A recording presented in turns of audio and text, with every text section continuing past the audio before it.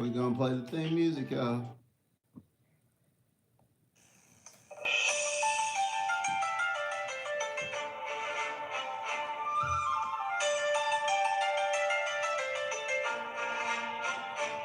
The signal lights up at the break of the morning. My handle is low, but I am sending no warning. Across the digital highway where the ideas are born. A new kind of progress for the weary and torn. I flip the switch on the bird with the wings of steel to tell you exactly how the zeitgeist should feel. Every day is a ritual of opening a door to a house of data that we built on the floor.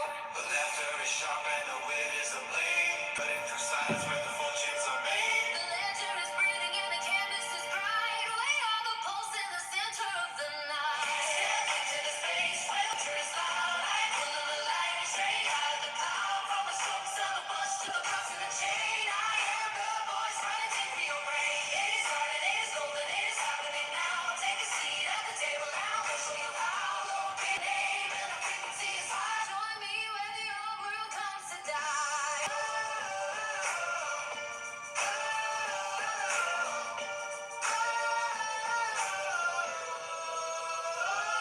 No stale information or a recycled thought, just the cutting edge truth that cannot be bought. I'm watching the trends as they shatter the glass. I just the in the sky while the minutes all pass. Currencies tumble and rise like the tide, while the visionaries find a new place to hide. Catch the movement before it becomes a routine. The finest performance that you have ever seen. The laughter is sharp and the wit is a blade, cutting through silence where the fortunes are made. The ledger is breathing and the canvas is bright. We are those in the center of the night. Step into the space where the thunder is loud. Hey, Kayla.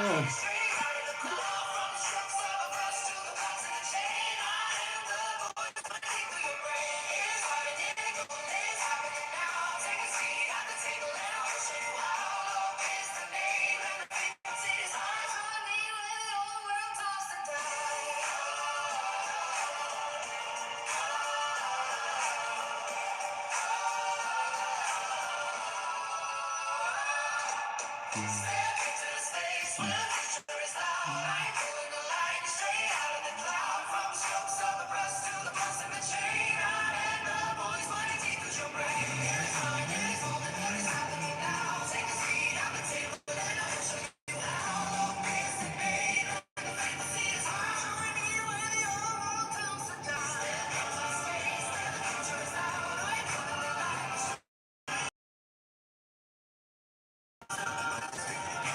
Bye.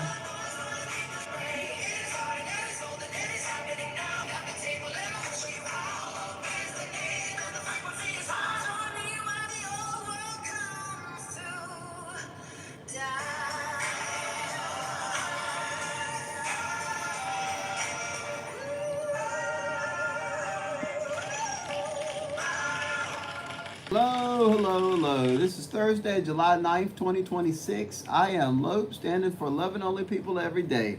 I think I either have service issues or it's just not a popular day or probably a combination of both. I'm probably lagging, and if I'm lagging, please keep watching, but try to tune in to the replay because I think on the replays they don't lag as much. But at any rate, we're going to go through the show probably a lot quicker today if it's just the three of us. I see Kayla and Ether Empire and myself. And hopefully Mr. Heine or some of the Heineken groups or more of my Board Pack Club members will show up. But I always say thank you to God. God for giving me the opportunity and the platform to get my message out there. And this message is coming from also the Heineken community. Mr. Heine believed in me about education and gave me this platform so that I could talk every day. I can talk about education about cryptocurrency and NFTs and socioeconomic politics. So that's what we'll talk about. We'll have some true alpha in here. That brings me to the investment advice. Anything I have to say is not financial advice. If you need the advice of a financial advisor, then ask a person that does that for a living. I am just giving you this information and education so you can make your own assumptions. You should never take advice from a stranger on the internet. So beware of those strangers. Remember, I'm not a stranger though. I'm your friend. So you can listen to me about what to learn, but not what to buy. I'll never tell you what to buy. You're different than me. My investment is definitely different. I am also a person that's deep within the crypto game and the NFT game. I just sold my crypto punk I still have a bunch of my NFTs that are on Dogecoin and Solana, and I'll definitely talk about more NFTs a little later. Valero, I really like yours. Yeah, that's really cool. But anyway, let's go ahead and finish up with this agenda. And remember, if you want to talk, especially anybody that's new, I give you an opportunity in the very beginning and also in the very end. But in the middle, I'm going to go ahead and do the stuff that is on the agenda. And looking at the agenda, it looks like there's two things. I got the video and also got the words. So if you got time to clip the video, and that'll help you when we get to point number 2. But yeah, let's get right into it. This is again 223rd episode. Please forgive me. Of doing this show. Glad to be here today. At 8 o'clock, France was going up against Morocco in the World Cup. And I think it'd be a great new alternative for war if we could just play soccer or football against each other instead of dropping bombs. And that's kind of what I want to talk about first is war. I remember before the 4th of July when there was this ceasefire, I told the world that I thought it would be a short-lived ceasefire and that it wouldn't even last a week. And true to my word, every time I make predictions, it seems like they come true. We ended up getting back in a real hard war. A lot of the liquidity that we thought was coming into the world is still here, but it's just going into, it's not going into Bitcoin like people thought. So I'll talk about that. But first, let's talk about why we're talking about war, how this affects you directly, how this affects your fetishes, your love for feet, your love for art, your love for the cryptocurrency, your love for your freedom, your love for having kids. All this stuff is directly related. You see, the good reasons for war are anything that helps solidify your country and brings your country closer because it's necessary. See, war has a lot of bloodshed and a lot of evaporation of industry and money. War is usually, I always say war is the last thing that we need to do. So I don't think there's any real good reason for war. But as far as a politician, if they see the war as a way to cause a distraction so that they can print more money or rescue the economy, that has been a way that the U.S. has been using war for the last 50 years. If we can use a distraction and print more money and therefore prevent the world from realizing that we're devaluing our own dollar. Because when we print the money, then we can also be able to pay our interest rates, and that allows us to borrow more money in the long run. So it's a vicious cycle. Is it good? I'm not saying that, but it's a good reason for the politicians to create this war. All right, number 2, another good reason for the war is that they make a lot of money in a war. So if you have a depression and we have more inflated prices but not inflated goods, it creates new industries. It shifts the people from producing things for the public to producing things for the government. And if you have a strong, big enough government, the government can be the final buyer of last resort, which temporarily can make a lot of people rich. So certain people will make a lot of money off of this. And then finally, when you have a war, you end up with a redistribution of wealth and politics. Now, those are all, I guess, good reasons if you're in politics, but what about the bad reasons? Bad reasons for war would be something like pride or politics or religion or anything that's not monetary related. See, pride, politics, and religion, all these things can be talked about. There's no need for there to be bloodshed. But and remember, when war happens, lately we've all been in types of situations where the war has been a Cold War. Remember the war between Russia and the United States? Maybe a political war between the United States and a war for oil and gold. That's what U.S. at war with the Ukraine. But or the little that makes all those chips from for China with Hong Kong and Taiwan and all. So anyway, long story short, all these are reasons that we've been having soft wars, but now it looks like we're on the verge of a real war, a real physical war where it's not just talking, but it's actual boots on the ground. And again, I think that's a terrible reason for the war. Right now, I don't think the U.S. is as bad monetarily wise as other countries. I don't think that the politics have a necessary need to start this war. And I think the economy might be on its last legs, but that doesn't mean that we need to break the economy in order to start over. Remember, anytime you start over, you always have the verge of the unknown, and that makes the stocks go down. I'm telling y'all, I've seen it before over and over again. most importantly, war is bad for human beings. And if you really love life, if you're like me and you love only humans every day, then you really need to stay away from war. But anyway, that's all that warmongering is terrible. All right, number two, if you listen closely to the clip that I did, remember I told you I was going to discuss the video clip of Alex Jones that I took in today. I did a summary and I clipped his Twitter live talk right after he got done saying race bombs, Pacific bombs are off the table. So Trump is looking at the nuclear threat. And he's right about to turn the whole region into a glowing orb of emptiness. That's what Alex Jones.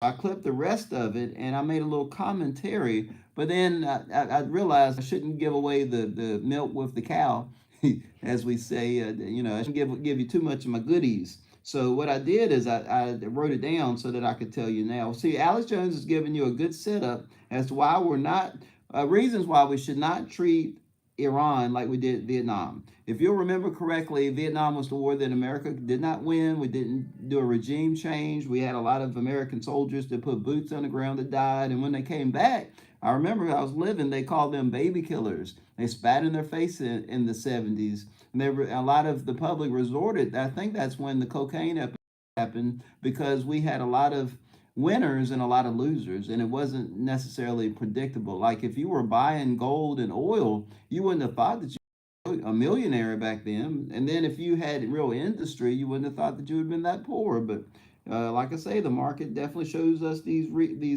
reasons. And you got to listen to the politicians. See, Donald Trump at that time in the 70s, he was about recruitment age, I'd say, because he's not that much older than me. Well, at recruiting age, he says I could have taken the draft, but I dodged my own draft and dodged my own bombs, watching out for these STDs from all these women. So I think Donald Trump realized the danger of war. So between what he said and what Alex Jones said, that we could make that a place in the Middle East, a big old glowing orb of destruction. I think they realized maybe we shouldn't do that. If you think about it now, as I'm channeling the person that I have the NFT for, Alexander Hamilton, there was a point where France helped the U.S. beat up on Great Britain to get our independence in 1776. And then a few years later, France needed the United States help. And we did not bail them out because we saw that they were going to lose a war. So likewise, we have been pumping up Israel all this time. We've helped Israel get their independence. I want to say 1959. Please forgive me if my date isn't correct. And we've been trying our best. The shiny city on a hill, and it's even better states or these Christians should help out Israel. But at this time, I think we need to help out the people. And I think if we're going to survive, we need to save the people and not the politics or the pride. Because indeed, I told y'all, those are bad reasons to go to war, politics or pride. Every now and then, when you play enough, when you fight enough battles, eventually you will end up to a situation where you're not going to win the battle. So what do you do if you know you're not going to win? Well, a smart commander will throw up the white flag and surrender and say, hey, I'm sorry. Maybe we thought we were going to take over this region of the world, but maybe we're not. So that person has people who live. They might be taking prisoners of war. You might end up regretting it later, but at least in the near term, you reduce bloodshed when you come to the honesty of the situation. If you're going up against a battle and you realize that you're not going to win, but you keep throwing your men to get killed mercilessly in front on the front lines, it's pointless. And it just kind of shows later on history will not look at you favorably if you enter a war knowing that you're not going to win. And I think the U.S. knows we're not going to win this war. And I've heard a lot of people talk about boots on the ground, especially today. I've seen the market go crazy. A lot of stuff that I thought would go up has gone down. It just kind of goes to show how important this is. Again, this is the type of thing that's more important than the NFTs, the cryptocurrency, the blockchain, your foot fetish, your fetish on eating mustard and doing paperwork. Look at my hand. Terrible. We all have these things in this life that we struggle and love and go through. But the greatest thing is life that is given to us from a higher power. Whether you study peace in Islam and you believe in Muhammad and Allah, or whether or not you study Christianity, You believe that Israel is the country that struggles with God. If you want to struggle with God and you still believe in Yahweh and Jehovah, you can believe in that. But it doesn't matter what you believe as long as you believe that we come from a higher power and we're put on this earth not to kill each other, but to do God's will that is above us, that is over my head. Once you get to that point, you transcend your own humanity. And again, that's what my Pack Club is all about: is education and helping make this world a better place. So I don't want us to get to that point, and I think Donald Trump is smart enough. And that brings me to the third thing. It says, answer the question, and the question is, if Bitcoin was always following global liquidity in the past, how come it's not following it right now? And I'm saying, all right, we know about the war, and we know that all of a sudden my high net worth individual millionaire friends are telling me that they're dumping money in the market to suppress the price of oil so that we won't mess up the economy. There's a lot of money that's dumped onto the stocks in order to pump up AI stocks. But there's not a bunch of money that's going into Bitcoin. You know why? Because Bitcoin is no longer the fastest horse in the room. And all the money likes to bet on the speed. So again, I think that we were mistaken when we thought that Bitcoin was a measure for global liquidity. And the fact that it's not only is it not going up, but it looks like it wants to trend down to 53,000. So remember the thing, you need to look at the fear and greed complex, and when everything is calm, that's where you really need to be scared. When you hear all of a sudden, oh, they're going to bail out America, we're going to win the war, we're going to start a war, that's when you need to be careful and go back into cash, which is what a lot of my friends are doing, especially my friend in Omaha, Warren Buffett, and especially some of my people who were deep within crypto at one time. A lot of them are going into treasury protected bonds, the tips, and then they're going into cash for the other half, because those are more plays for stability. If you have $3 or $4 million, then there's nothing wrong with taking some money. Even if you got a couple $100,000, there's nothing wrong with taking money off the table so that you can preserve what you have. You might not be able to preserve all of it. You might see your friends making more and more money, but remember, at least all my friends, I say, don't put the penny in front of the steamroller. All right, so that's what you need to do. Don't get to these gambling bets on some leveraged high risk and high yield property, because if stocks fall, then that will fall the fastest. And if stocks start to come back up, they'll come back up for treasury protected bond, cash, of course, because cash didn't even go down that much. So yes. That's number 3. Then let's talk about cash. My friend Luke Roman with Forest for the Trees, he always says that, talks about the global milkshake theory, and that is, if we have a rush to, if all of a sudden all the currencies fall, then the money will go towards the strongest asset, which would be cash, United States dollar, because that already has the rails needed for global exchange. Now, should it go to Bitcoin? People would say yes. But I'm not here to tell you what should happen, but what will happen most likely. I still try to think in terms of probabilities. In all honesty, I still have the 0.00001 Bitcoin. I got a tiny bit of Bitcoin related art, and I still have a little bit of Dogecoin so that I can mint NFT art, and I still have a little Dogecoin so I can mint Dogecoin art. But I don't have that stuff to such an extent that if I lost it all, that I'd be crying and boohooing. That is not where I'm putting most of my money. It's definitely not in crypto. But I'm putting my mind in crypto. I'm trying to learn things. That's what I want you to do. All right, but anyway, that's about that. There's been a total of $377 billion. And here, I'm going to the next thing, by the way. And the things you really need to pay attention to, because remember how I said that I got some true alpha? I think it was my third point up there. It says, third, let's answer the question. By the way, I'll tell you what you need to look for. So this is what you need to look for. After you look at the fear and greed complex and you see that everything's calming down, that's when you don't invest. You wait a little while and then you look and see what goes up. Eventually, you're going to see a super green candle, and this green candle is going to come from Robinhood. Robinhood itself has 28 million users. There's been a total of $377 billion in assets that will soon have access to Robinhood chain stuff. And it's going to be not only meme coin, it's also stuff like Lighter. Remember what I told you about almost a central, or it's really a decentralized exchange. As soon as you see that, that might be something that you might want to look in, because I can definitely see Robinhood eating Ethereum's lunch. A lot of people said, "Oh, if they get on Robinhood, they'll be forced to buy Ethereum tokens." And I'm saying, no, it's easy to move stuff from one blockchain to another. And if you're on Robinhood and you have the whole blockchain, of course, you're going to try to get people to go there so they can get your juicy yield. So again, I see this as being very bearish for Ethereum. And I hate to be the bearer of bad, but you should have already gotten out of Ethereum if you haven't. I wish that somebody would have told me this 4 years ago, when all my friends said, "Hey, we're going to go jump to Solana," and I laughed. And Solana got hacked, and Solana was like $1, and then it was $3, and it was $11, and I was still laughing. And then it went up, and then it got hacked, and it went back down to $11. And I never should have given up on the power of the public, because I thought that I knew more than what the public did. And I said, well, people are going to bet on real images. I was still in the NFT mentality. So because Solana had more scammy stuff with these meme coins, I never did jump into it. And again, I don't see Solana. I'm not telling you to buy Solana, but I'm just saying learn from the future.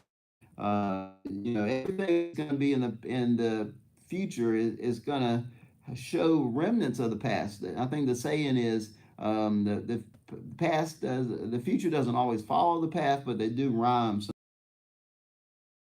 it's not going to be NFTs, it's not going to be meme coins, it's not going to be Solana, but it'll be the more mainstream stuff like Robinhood. And I shouldn't even say this out loud, but Robinhood does have their little feather, and their little feather, which they have in all their Robinhood stuff, somebody's already come up with an NFT with a meme called the feather. The only bad thing is I think it's a scam right now, because the feather is not on Robinhood chain. Once I see the feather on Robinhood chain, and Robinhood, which already has a bunch of money, a bunch of liquidity, because they're backed by big investors, pretty soon they're going to have some way to try to trick and get people to go to Robinhood, and that's where you need to already be positioned. So if you ask me when to jump in, it's right before it skyrockets. All right. And now I think that was the third point. Now let's go ahead with the next one. A long time, and probably this one about NFTs. I told y'all I'm only going to hold you a little bit of time today, out of respect for your time and the game. Right now, I told y'all it's France versus Morocco. Most likely, France will win the World Cup. So I want to see a tiny bit myself, maybe like 5 minutes of it. But anyway, and plus France and Morocco, aren't they on the same borders? And I know there's a lot of bad blood between the two, just like France and Spain. So it would be really good to see them. But anyway, that's your true flood. Watch Robinhood and watch the Fear Greed Index. And then number 4, let's check cryptocurrency NFTs. So a long time ago, when I was in Ordinals, we had this thing it was called Runestone, and it came along with a little bit of a dog.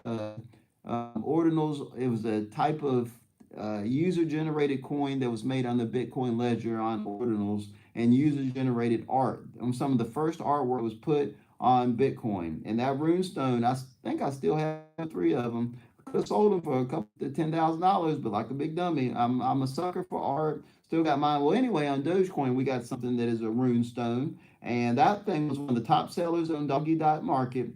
So I didn't have time to check the Doggy.Market before I started this space. If anybody has time to go to Doggy.Market and see, I wonder if Runestone is still in the top 10. And then, of course, my Board Pack Club. I don't check that enough, because I really don't care if it's on the chart. But hopefully that is still up on there as a top seller. Remember, though, most of the people already own them, because there's only 333 of those Board Pack Club NFTs. So if you have one, hold on to it. If you see it on the chart, it means it's still relevant. And then, of course, we have Doginal Maxi Biz and the Doginal Frogs. Those are other NFT projects I'm looking into, as well as Mr. SKO's project on the 1776 Heineken collection. I'll definitely be working on that. A wonderful show on the day we mint. I think it's going to be Saturday. He says that they're going to mint at 6 o'clock. I already will be working at 6 o'clock, so I'm going to just do my regular show at 8:05, but I'm going to turn it into a mint party, which means every few minutes I'll get my Solana wallet out and mint one and talk about it, or I might discuss more about how you can make money off of this project. Of all the projects out there, this is the one that you can really start to make money off of art again. And while I'm in this space, I might as well tell you right now how the best way to make that money. And I'll talk about this tomorrow too. And before I do that, I want to say thank you, Mr. Heine, for showing up. Thank you for Ether Empire, Thomas, Kayla. I do appreciate Jared. Oh, I've never seen you in here, Jared. Thank you for coming up here. FC Habibi, love to see you up here. Vanessa, all my good regular folks, but I definitely appreciate the Heineken community. Please tell your friends and relatives to go to HeinePass.com. That way that they can get onboarded with the wallet. I saw a post that FZ Habibi made earlier about how wonderful and useful it is. I will probably do my own video showing me that I'm onboarding a person. I'd like to do something challenging for that. And I always tell everybody, I know that I'm giving you education and information. I told you to watch out for, remember, watch the fear and greed index and watch when it says that everybody's going back towards calmness, and that's when you need to be scared.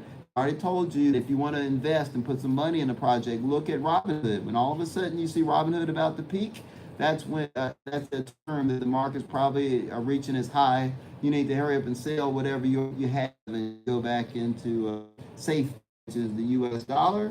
And because I believe in Luke Groman's milkshake theory, I do believe that when we do have something bad happening, the money that's in the dollar will be the safest, and then the money that will come back would be the stuff like gold and Bitcoin and stocks that actually have a real yield. Am I looping Michael Saylor stuff in that? Yesterday or late last night, I heard Lynn Alden say that there's still a possibility of it breaking the peg. I was here when the Luna Terra collapsed. I was here with the collapse before that. I've been burnt too many times to put my money that I should have put in Bitcoin into something else that will collapse, just take all my money. So I know Mr. Heine, and I think Steph, and I think Scott, I think other people have invested in Michael Saylor's stretch fund.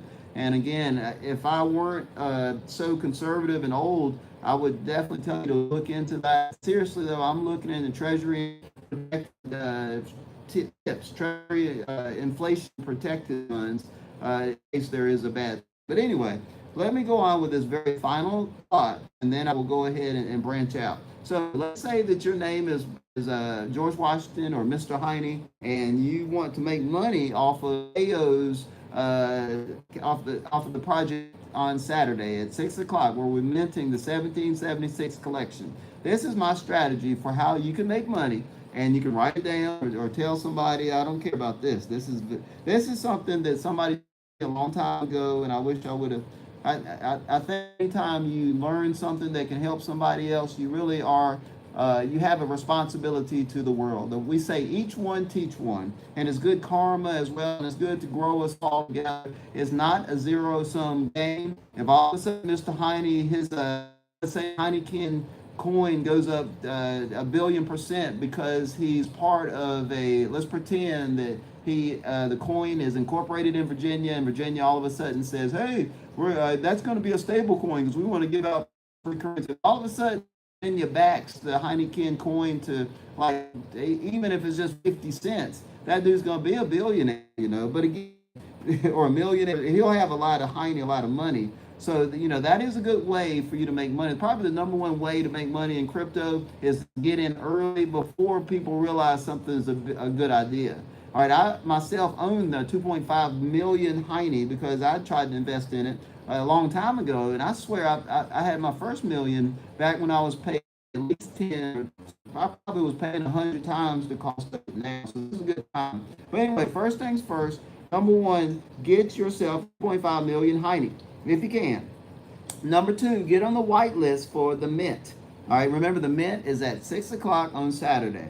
Number three, realize when you get on the white list, you get to mint at 0.2 Solana instead of 0.25 Solana, which is what everybody else. So there you are, you're in the room, you're on launch my NFT, whatever, and you push the mint button. What you want to do is you want to mint 10. All right, 10 times 0.2 is 2 Solana. 2.0, 10 times 0.2 is 2 Solana.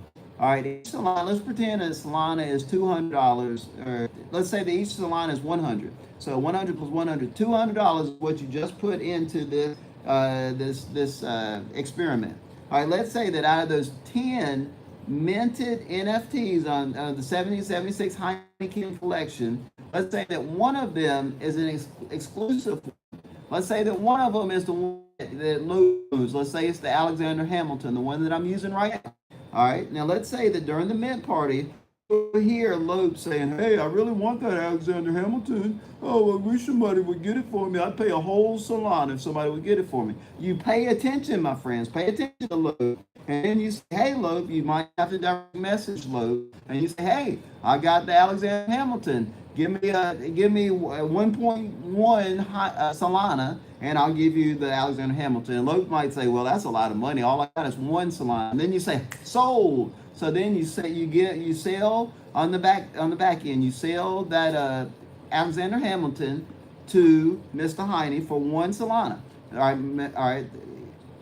You sell the Alexander Hamilton to Lope. I'm sorry, for one Solana. Mr. Heine, you're so funny. You gave me the thumbs up. Scared me. All right, so now you still have 9 NFTs left. All right, so but you earn one Solana, so you're already half on your money. The other 9 NFTs, you put 5 of them on the exchange to sell them, and you double the price that you paid for them. So you pay 0.2 Solana for them. Let's say you're going to sell 5 of them for 0.4.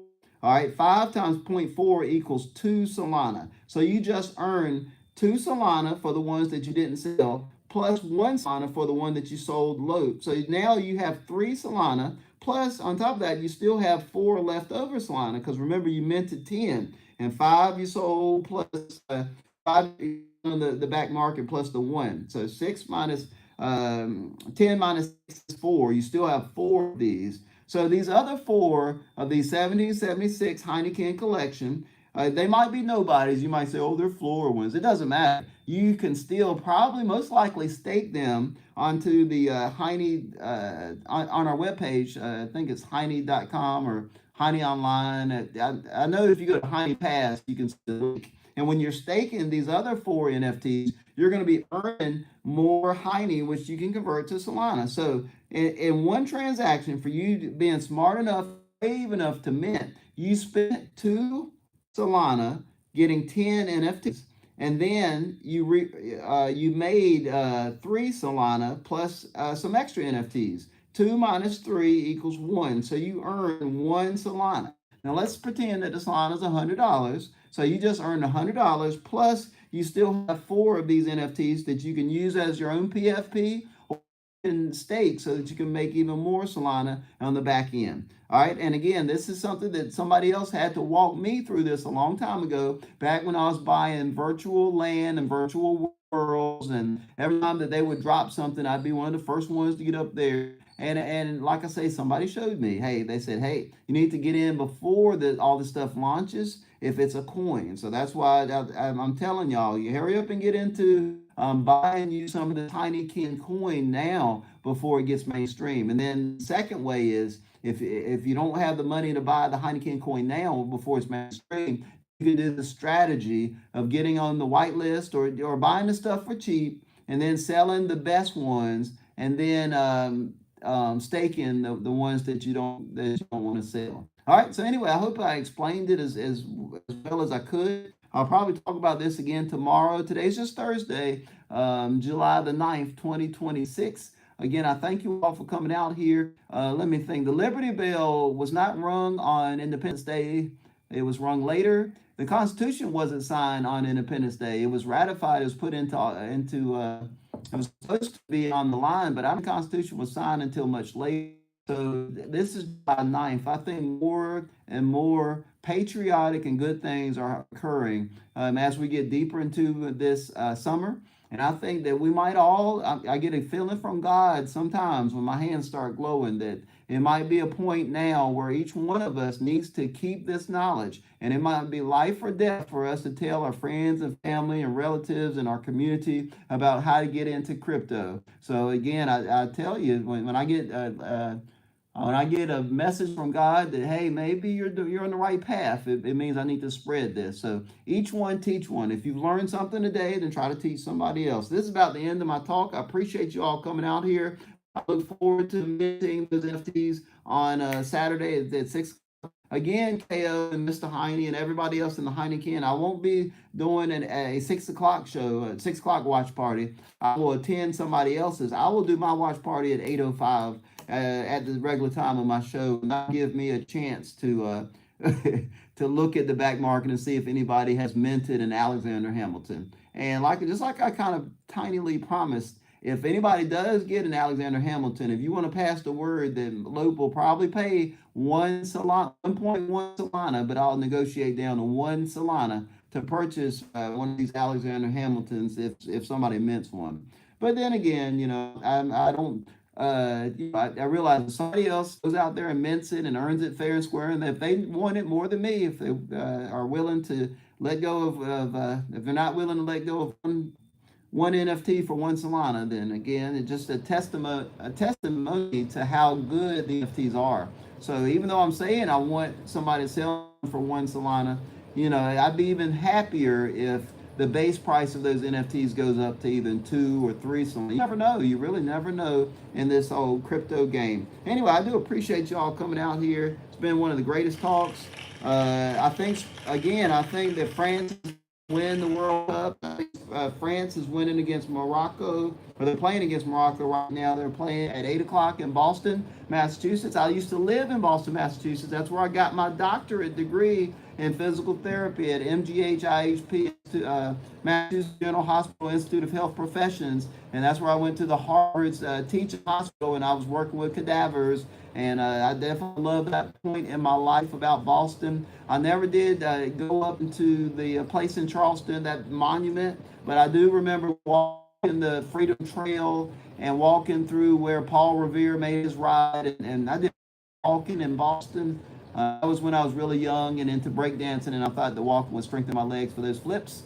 And now that I'm older, I realized that a lot of the stuff that I thought was building me up was really kind of breaking me down. So y'all realize that you only live young once, you only live once.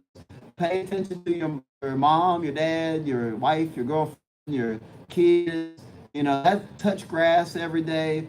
Attend other people's spaces, even if it's hard sometimes.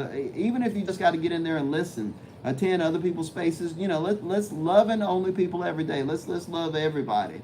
Even the people that might not be completely human. I love some people who are identify as bots. Cyborgs, imaginary creatures, NFTs that I talk to, video game characters. I'm definitely not going to discriminate against other life forms out there. But indeed, I thank you all for coming out there. I'm going to go ahead and pray over everybody in the audience. There's somebody in the audience that I got a special feeling that you're going to come into wealth, and I don't know exactly who it was, but when I hover over your name, maybe God will whisper it in my ear. Somebody in here is really going to make a lot for 3 or 4 days. So I don't know who it is. But anyway, let's go to God in prayer. Oh, Heavenly Father, thank you so much for Love Whisper, Ben Slimer, Concepcion, S. Kurt, Sabina Zaglin, Angus. Oh, Heavenly Father, thank you for Karen Orm. Thank you for Brian Metlin, Saddam. Thank you for Perot. Thank you for Sogu. Thank you for Maya B. Thank you for Crick. Thank you for Falco Phi. Thank you for Stick and Aaron. Thank you for FZ Habibi. Thank you for Vanessa. Thank you for Zetrick. Thank you for Martin PR. Thank you for Jarrett. Thank you for KO, Alex Jones. Thank you for Ether Empire. Thank you for Thomas. Thank you for Kayla. Thank you for Mr. Heine, George Washington. Thank you for Lope, Alexander Hamilton.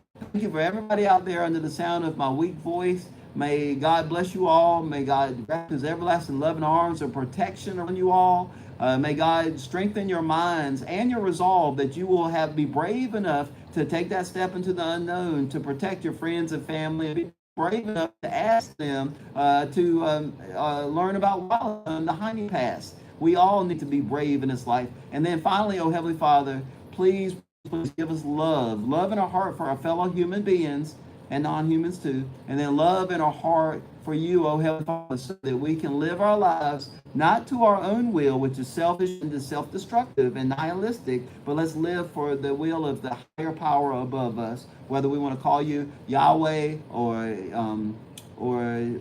Allah or whatever, or even the Buddha or anything out there. Let us live life according to the higher power above us. In Jesus' name we pray, amen. All right, thank y'all. All right, I thank you all for coming out here. This is the time where I just spend a few minutes talking about my own project. It's called the Board Pack Club NFT community on Dogecoin. What we do is we like to release user-generated stories. Last night I did the user-generated story for 1776 collection part 3, and I said that today I'm going to start over with part 1 again. So this is part 1. Now when I first made up this story, I made it up in medias res. So the very first story I heard the most would be part 2. This is the pre-law part before part 2. So I really hope that you enjoy this. I'm reading this live on this tablet, or I might be letting the tablet talk. It depends on my server, really, and my phone. So let's see. I think I'm going to just read it live on the phone. See what happens. But anyway, I thank you all. Try to listen up. Really hope you enjoy this. And this is for the Heineken 1776 All-Stars. The very first story. Let's see. First story, part 1. Pepe Le Frog's Great Socialist Nuclear Caper, part 1 of 3. In the humid, crushing summer of late 2026, America was sweating harder than a nun in a heat wave during confession. Inflation had crept in like a sneaky raccoon raiding the fridge, and then kicked the door down and started charging rent. Regular unleaded gas hovered around $12 a gallon, enough to make a cross-country road trip feel like mortgaging your soul for a tank. Groceries? A single head of lettuce cost more than a used Honda Civic with 3 working cylinders and a mysterious stain on the passenger seat that nobody wanted to discuss.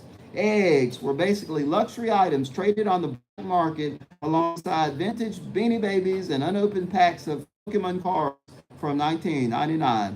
Into this economic fever dream hopped Pepe Le Frog. Pepe! Pepe was no ordinary frog. He was the frog, the meme lord, the feels good man icon, the green-skinned harbinger of chaotic neutrality who had somehow survived the 2010s internet wars and great Wojak migration. In 2026, he was still green, still smug, and currently wearing a long brown trench coat that looked suspiciously like it had been shoplifted from a 1970s detective movie shop closet. The incident happened on a Tuesday outside St. Mary's Cathedral in downtown Des Moines. A group of nuns were handing out pamphlets about charity and forgiveness when Pepe sidled up, opened the trench coat with the dramatic flair of a magician pulling a rabbit from a hat, except the rabbit was, and he declared, "Behold, my reproductive organ and my throat sac, nature's double feature." One nun screamed, "Ah!" Another crossed herself so hard she nearly dislocated her shoulder. The third nun, Sister Mary Margaret, had a girlfriend. And not just any girlfriend. This was Big Brenda, a 6-foot tall, flannel wearing, motorcycle riding, cat butch queen who looked like she could bench press a Prius while reciting the entire Fast and Furious franchise. Big Brenda stepped forward, cracked her knuckles like she was tenderizing a steak, and let loose. "No cap, that bitch is my ride or die bitch. My Pookie with a clam cookie, and ain't no green gonna show his little teeny dick to my homegirl and get away with it. Dead ass." Pepe tried to appeal. He puffed out his tiny green chest and croaked with wounded dignity, "I was showing her my reproductive organ and my throat. I'm innocent. It's educational. Frogs do this in the wild. It's mating season for democracy." The courtroom was not impressed. The judge, a man who looked like he had been bored since the Clinton administration, didn't even look up from his phone. He scrolled TikTok for a full 3 minutes until the prosecutor read the charges, and then finally he muttered, 30 years, maximum confinement, next case. He didn't even look up. Pepe's lily pad dreams of freedom evaporated faster than gas prices rose. As the bailiffs hauled him away in a tiny amphibian-sized orange jumpsuit, he shouted, "This is frog-ill oppression. I'm a man retrial. I have rights. I have webbed." Prison changed Pepe. At first, he was another green inmate in a sea of orange, dodging shanks made from sharpened toothbrushes and trying not to get recruited into the Weird Al fan club that ran the library. Then he discovered something magical. group identity. If you pretended to be part of a bigger cause, religion, politics, whatever, people accepted you. And if you were different, a literal frog in a human prison, you got even more special treatment. The socialist inmates loved him. The communists adored him. Even the anarchists gave him a pass because, well, at least he's not a cop. He leaned in hard. He started preaching, "Comrades, we are all in the sun under this green skin of oppression. The bourgeoisie the flies, while the proletariat starve on crumbs. Me, and together we shall redistribute the pond scum." And because Pepe was a different color and species, the prison yard treated him like a diversity hero from the future. He got the best bunk, extra crickets at mealtime, and when he refused actual titles, yeah, just call me Emperor Comrade Pepe. But like ironically, because titles are bourgeoisie, the other inmates ate it up. He distanced himself from his past with the skill of a politician rewriting Wikipedia. Any inmate who had been caught taking pictures or sending nudes, disgusting perverts, exploiting the female form for likes, peeping toms, patriotical voyeurs. Cancel them. But Pepe's own flashing incident, oh, that was a simple misunderstanding of amphibian court shark rituals. I was advocating for body positivity in prison. Within 18 months, Emperor Comrade Pepe was running the joint from his top bunk. He earned a correspondence degree in socialism from the University of Knox, which is called Prison Campus. And then on the day of his early release, he was paroled for good behavior and revolutionary re-education. He was able to walk out of the gates clutching a rolled up diploma made of toilet paper, and he said, "The system tried to break me, but instead it made me based man." His first stop, hanging out with Kamala Harris and Bernie Sanders. The three formed an unlikely trio of chaos. Kamala rebranded herself Mrs. Queen Supreme King because no one could tell her the king was generally a male card, and if they tried, they'd get the coconut tree treatment. Bernie became Big Bernie, your best bud, always the folksy Vermont story about how everything used to cost a nickel, and the youth these days didn't know real struggle. Together, they called themselves comrades of the new dawn. Pepe supplied the memes and the frog legs, metaphorically speaking, of course. Kamala brought the word ballots that somehow tasted like victory, and Bernie brought the meat pudding. Lots and lots of meat pudding. Their first move, a secret diplomatic trip to North Korea. They arrived under cover of night and several layers of irony. Kim Jong-un greeted them personally in a palace that had more chandeliers than a Vegas casino and air conditioning cold enough to make penguins file a complaint. The rest of North Korea sweated in summer heat like they were auditioning for a documentary on climate justice. Over pizza filet mignon for everyone except Bernie, who got special imported meat pudding flown in from an undisclosed Vermont supplier. They toasted to equality. "Isn't it wonderful?" Pepe croaked, fanning himself with a silk napkin. "And out here in the glorious outdoors, no one has air conditioning. We're all equal under the sun. Feels good, man." Kim nodded sagely. Cabinet members, Kim Jong-un nodded sagely. His cabinet members nodded too, sweating daily less because they were servants of higher power and therefore exempt from the equality they preached. The visitors ignored the obvious hypocrisy the same way they ignored the fact that their steak was medium rare while the average citizen was eating grass and sweating. They would have stayed there forever, rewriting history in the class, as he announced one evening, hopping onto the marble table and nearly knocking over Bernie's pudding. "We are too comfortable, too regulated to one small corner of the map. The world needs us. The world needs revolution, man." Kamala raised an eyebrow. "Revolution or coconut tree moment?" Bernie wiped pudding from his beard. "As long as there's more meat pudding, I'm listening."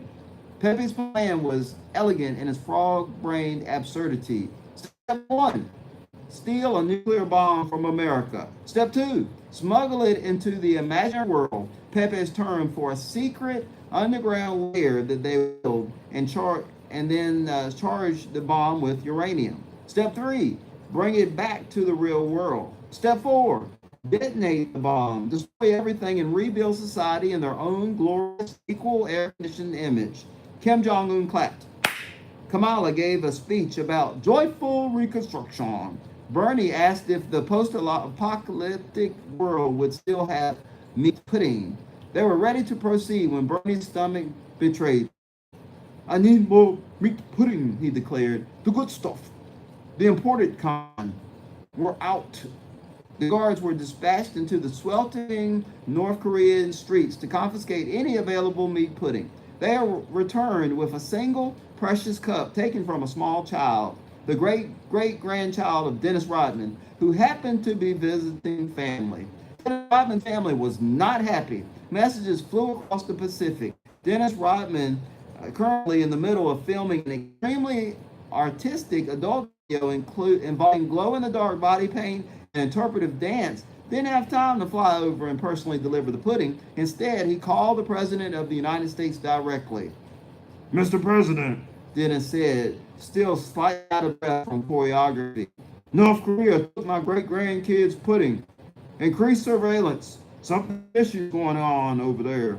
The president, whose staff included a surprisingly articulate talking McDonald's hamburger that handled foreign policy, ordered an immediate uptick in satellite coverage. Within hours, they had intercepted chatter about the nuclear threat. Patriotic Task Force, the president declared. I need 250 red-blooded Americans ready to guard that bomb. Dennis Rodman, still half in costume from the video shoot, misheard the message. Only 2.5 Americans? Cool, I can work with that. Dennis Rodman assembled his dream team. Madonna, because she was Madonna. Eternal, iconic. She could turn a nuclear crisis into a world tour. Hulk Hogan, brother, I'm going to body slam that bomb back into the vault, brother. And then finally, for the half American spot, Dennis Rodman needed somebody half American, half foreign. Arnold Schwarzenegger was considered. The Austrian-born Terminator and former California governor was still a legend, but age had caught up with him. He kept repeating lines, hasta la vista, get to the chopper, dinner is served. Get to the chopper, hasta la vista, baby. The talking McDonald's hamburger vetoed him. Oh no, too glitchy. Next. Then Dennis Rodman remembered Chuck Norris's beard. Legend held that Chuck Norris, when he was born, a spiritual higher power manifested on his chin. Magical ass-kicking beard that could roundhouse evil into next Tuesday and still have time for lunch. The beard was half American, half demigod. Fully legendary. Dennis shot a satellite message reflected off Starlink, bounced off the moon, and came back. America needs help. Minutes later, the office door exploded inward. Chuck Norris's beard, attached to Chuck Norris, of course, burst through a cloud of patriotic smoke and beard hair. Chuck Norris here, the man rumbled, beard ripping like it had its own weather system. Reporting for duty. Half American, half demigod. All kick ass. The dream team was complete. Now they had Madonna, Hulk Hogan, and Chuck Norris with his beard, of course, and they received a secret VIP presidential pass, and they were all deployed to Fort Knox, Tennessee. Beneath America's gold reserve sat the nuclear device in question. The trio stood guard, striking heroic poses. Madonna practiced her poses in case cameras appeared. Hulk Hogan flexed at the vault door. Chuck Norris's beard occasionally twitched, ready to deliver justice. Meanwhile, the villains had a counterplan. Pepe, Kamala, Bernie, and Kim Jong-un launched a massive cloud-seeding airplane operation.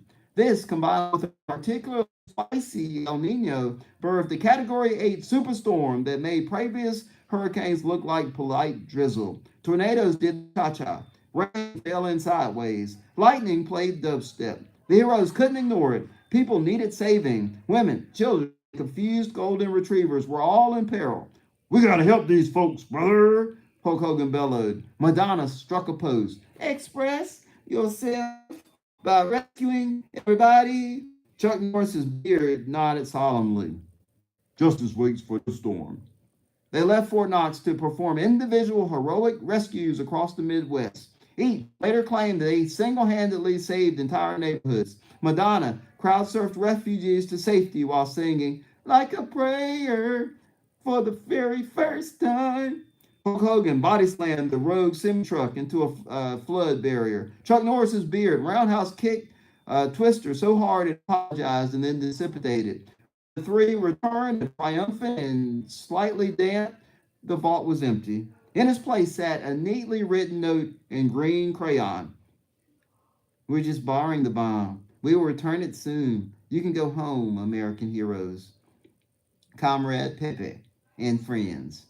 The heroes, being naive, honest, good, and true, and also exhausted from the individual glory, believed that it was completely true. "Well, that's a relief, brother," Hulk Hogan said. "Time to celebrate our separate victories." Their separate ways. Madonna threw a after party. Hulk Hogan hit the gym and told everybody about his solo storm quest, and Chuck Norris's beard went back to quietly protecting America, one chin at a time.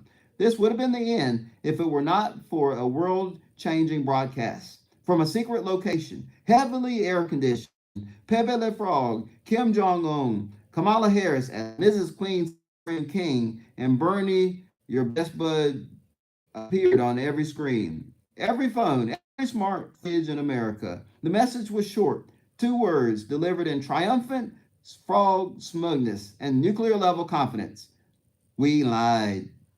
Static and then nothing. Across the nation, gas prices ticked up another dollar in sympathy. A single head of lettuce somewhere spontaneously combusted from sheer dramatic tension. And somewhere in the imaginary world, Emperor Comrade Pepe adjusted his tiny crown and croaked, "Feels good, man." Part 2. Loading. All right, so again, that is the story of the 1776 collection. That's part 1. Remember, I had to have a setup for Pepe and them to have the bomb, so that's what happened. Thank you all for coming out here and listening. It's been an hour show. I like to keep you much over an hour. If anybody up here that has a microphone, if you want to talk, then this is your 10 seconds that I'm giving you to talk. Even if it's KO or Mr. Heine or Jared or anybody, if you don't talk, that's okay too. I'm about to close the space. Thank y'all so much for coming out here, though. I love you, each and every one of you, from the bottom of my heart.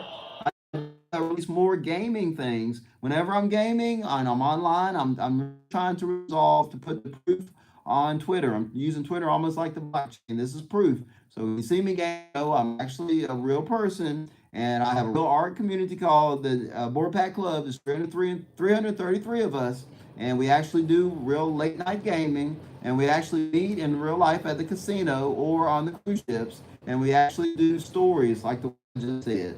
So again, thank you all for coming out here. I really pray that you get something out of this service, and that you are also realizing I pray for you. I care about you. In the crowd is really going to make a lot of money in the next 3 or 4 days. Remember, you don't have to say thank you to me. Say thank you to God. Give to somebody out there that's less deserving. And what's the best thing that you can give? And I'll tell you, it goes with this rhyme. It's not what we give, but what we share. For the gift without the giver is bare. So share your knowledge and wisdom and understand other people. Try to bring them into the crypto game that way. It's dumb to try to give some money or try to give them a piece of art. No, share your time with them. Sit down with them and walk them through the process. Let's all be good stewards of this power that God has given us. Yes, indeed. But again, thank y'all for coming out here. I'm going to go ahead and play this song. Again, if you want to talk, you still got time. All right, thumbs up. Thank y'all so much for coming out here. Great job.